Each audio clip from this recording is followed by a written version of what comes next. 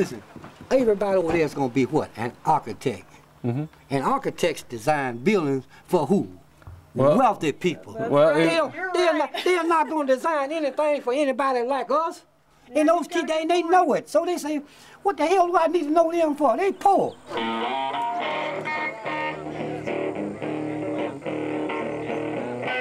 There's not one of us who would let one of our children spend a week there, much less grow up in conditions like that. We wouldn't do it. We just wouldn't allow it to happen. But yet, for some reason, we continue to look the other way. The reality check is that the world is not going to look like Dubai.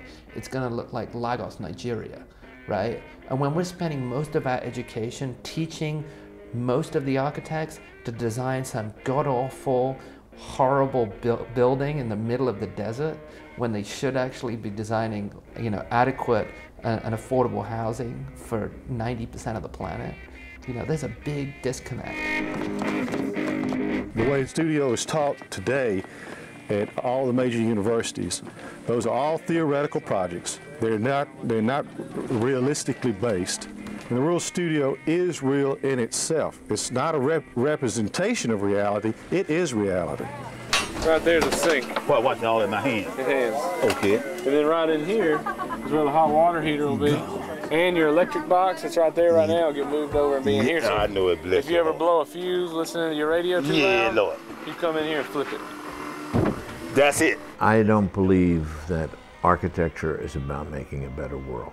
To me, architecture is something that challenges people, challenges what they want, challenges their idea of what comfort is, challenges their perspective on how they could live. Architecture is very influential. We spend most all of our time in architecture.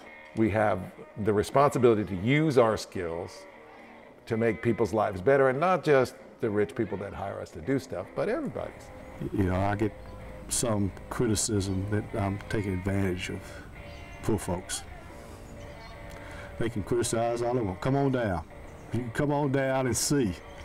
And if I guarantee you, nobody leaves there without a smile on their face. Sambo dying was such a shock to us all.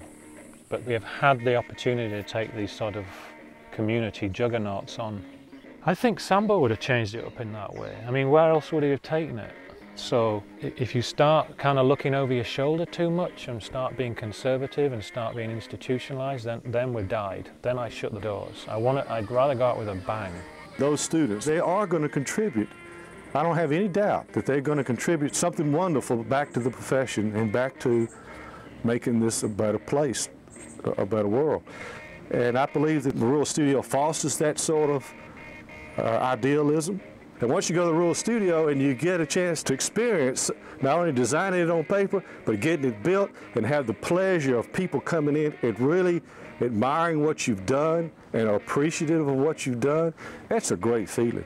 And you can't replace it. And once you've had that, you're a snake bit after that. I mean, the passion's going to be there, and it may stay latent for a while. It may be 20 years before we hear from these students, but it'll come back.